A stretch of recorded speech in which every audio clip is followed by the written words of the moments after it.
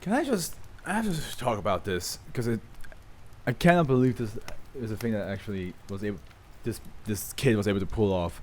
So I'm not gonna mention any names. I'm not gonna say how close they are, but I'm just gonna say family friends for now.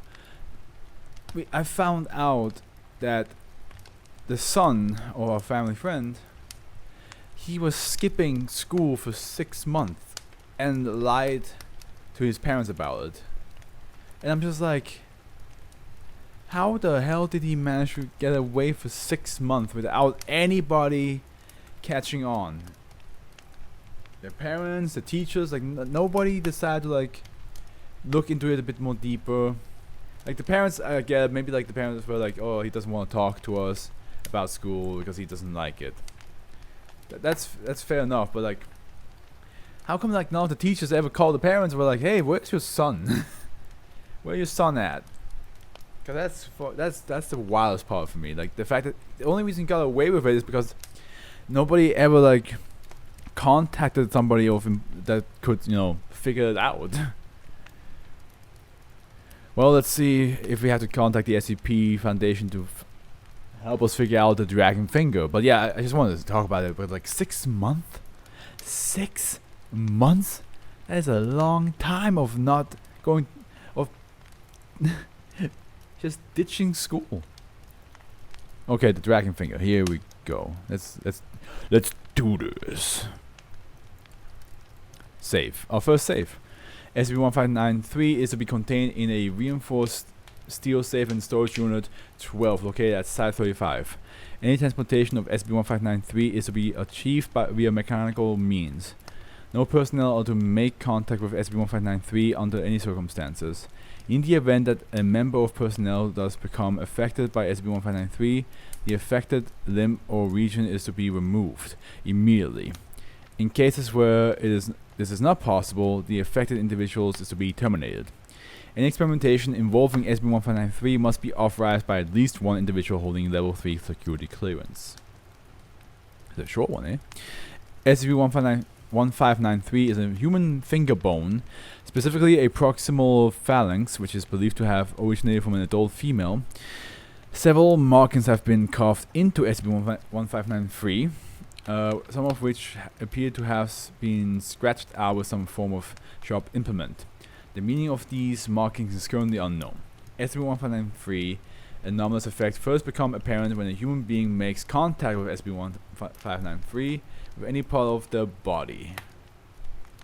And the footnote says, protective gear has been found to prevent SCP-1593's effect. There we go. After making contact with SCP-1593, the affected individual will perceive all objects that they touch to have the texture of skin, bone, or decomposing flesh. In cases where the individuals not already aware of the nature of the object they are touching, they will believe that the object is in fact a dead body, claiming to be able to distinguish aspects of the non-existent corpse, such as missing body parts or specific injuries. Significant amounts of this second kind of perception will lead to SCP-1593 effects moving on to the next stage. Oh, there's a next stage, great. The affected individuals will become convinced at some point that one of the corpses they have touched has grabbed hold of the part of their body which originally made contact with SCP-1593, believing that they are slowly being pulled towards an unspecified location. The part of the individual's body which first made contact with SCP-1593 will begin to disappear at this point. Despite its absence, the affected individual will suffer no physical discomfort. As blood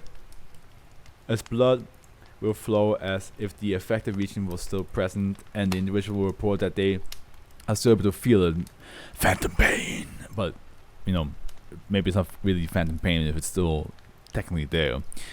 In cases where the absence of a certain part of the body would result in other parts not being able to support themselves, these parts of the body will float in place and still be usable by the individual, even if the body part is completely unconnected for the rest of the body.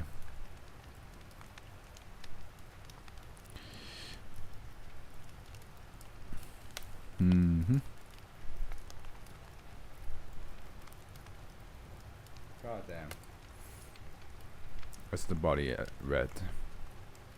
The individual will believe that any part of the body which has disappeared is an underground location full of dead bodies, and is being pulled by a skeletal hand. They will often become extremely distressed at this point, although it is not believed to be an anomalous effect on the part of SCP-1593.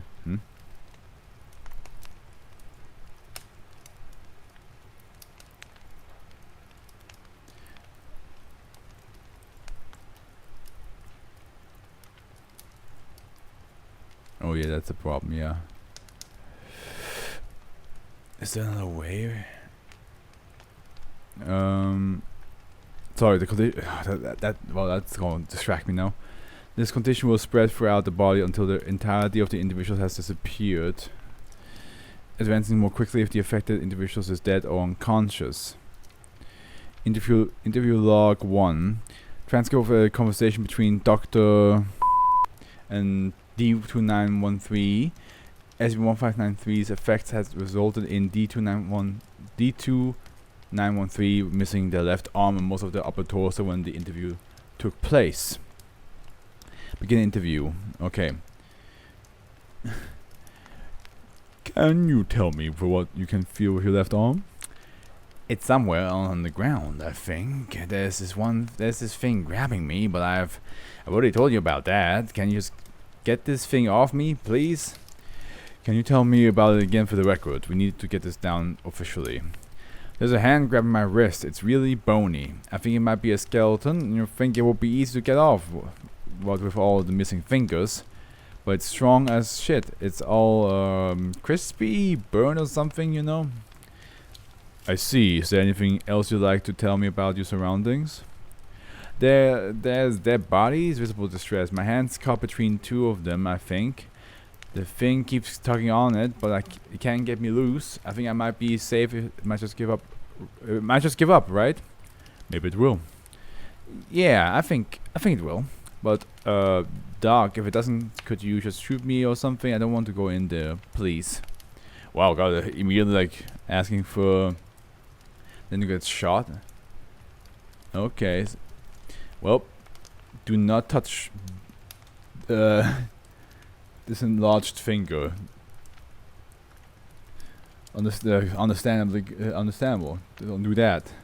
Okay, wait, guys. I'll be right back because I need to talk with my parents about this because I just got that text. So I'll be right back. Here.